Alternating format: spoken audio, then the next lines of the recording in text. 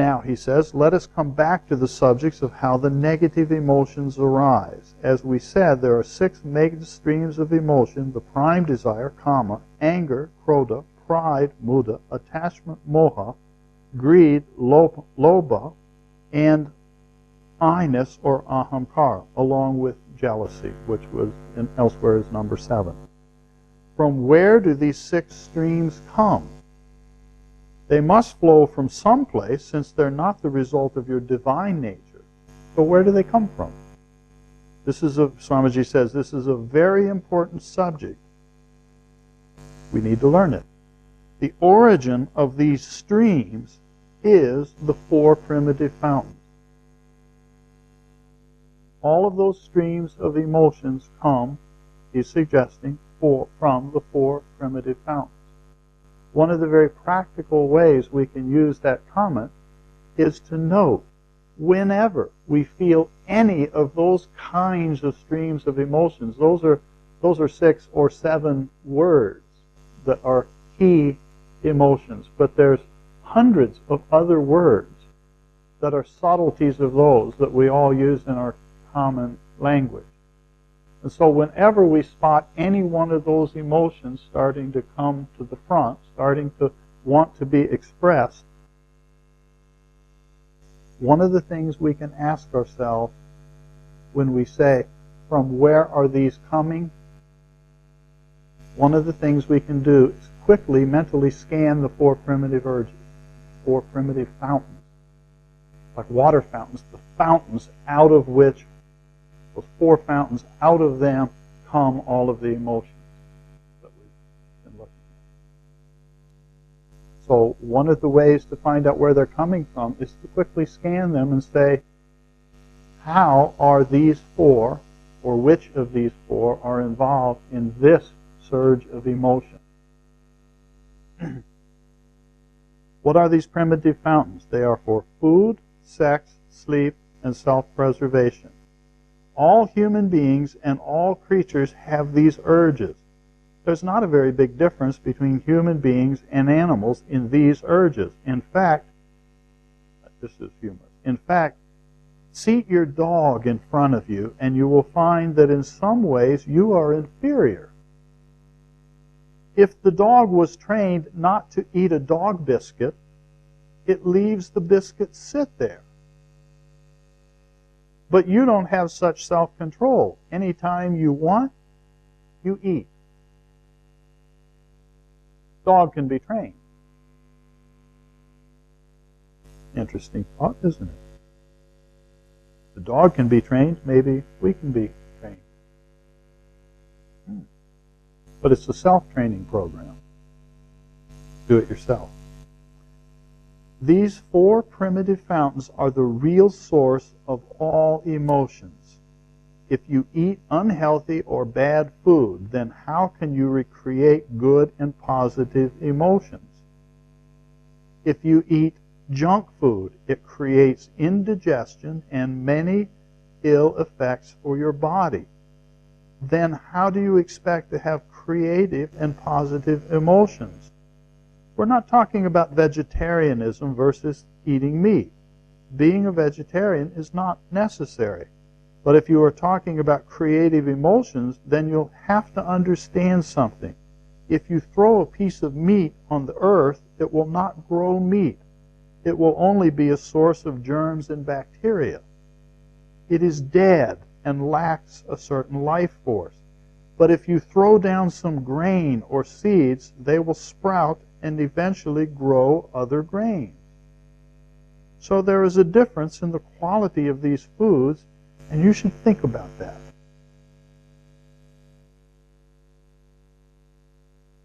There he's talking about food, the first of the 4 primitive fountains. Doesn't say a lot, but we don't need to hear a lot to give us something to chew on. But it's a perfect example. It's a perfect example. You watch anything that happens, you can just pause and say, wait a minute, what just happened? In the context of emotions and the 4 functions of mind and the primitive urges. So we say, well, I didn't get up and chase the wasp down. It looks like, well, I didn't make a decision. You pause, you say, wait a minute, no, a decision was made. I, as me who I think I am, did not actively, consciously make that choice. But outside of my conscious awareness, Buddhi made the decision. It said, no, just sit here.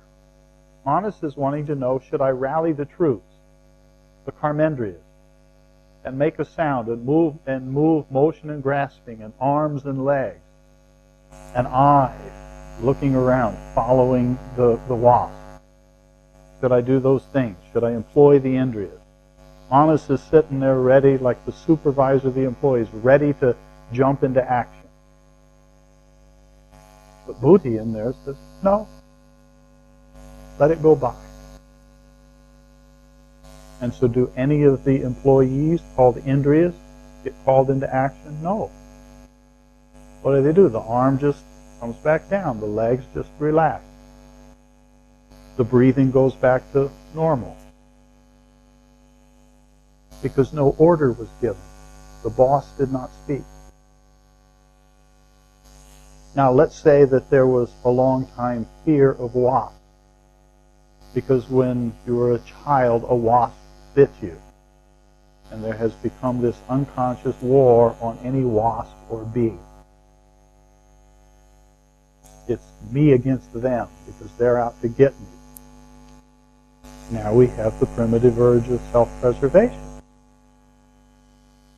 And it kicks in. And all of a sudden, we jump up and chase the wasp and trip on the camera and kick somebody else in the knee when you're going by. And the wasp goes flying off and everything else is a mess. Now, who did that? The primitive urge of self-preservation did it. Now, the way in which it did it, it formed the cloud bank of ignorance through which Buddhi has to look. Buddhi's sitting there looking out through this cloud bank of ignorance and past conditioning. So did it make a decision to jump up? Yes, well, it did. It made the decision. It's not that Manas made the decision. Buddhi made the decision. But it was clouded. It had bad data. It wasn't able to give a complete, accurate, correct decision. So if it had been able to listen more deeply, more quickly, it would have detected the fact that there's an old conditioning in there that says automatically, self-preservation, automatically jump up and chase the wasp. But the clouding would have seen that, would have not been so strong that it missed that and just acted, but it would have also heard the other part that says, no, you don't need to disturb everything that's going on. The wasp is going to fly through and just go away. Or at least let's just sit and wait. And so Buddhi would make that decision. So it's training Buddhi to watch more closely.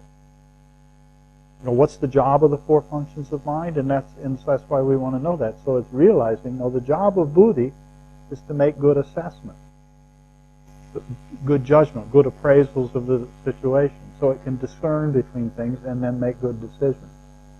If it's getting bad information, if the boss in an organization, if they're getting bad information, it makes decisions, but it's based on not good enough information.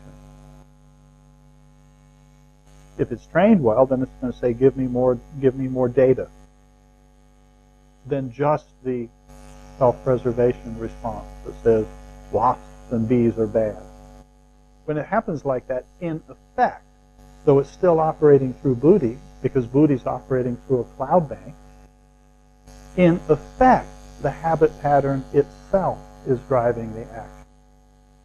It's as if Manas is listening to that childhood experience of getting stung by the bee. And so Manas isn't listening to the wisdom of Buddhi. Even though it's actually Buddhi that's making the decision to jump up, it's doing that through the cloud bank of not seeing clearly. So the effect is that most of the time, or often, we're simply acting on habit patterns.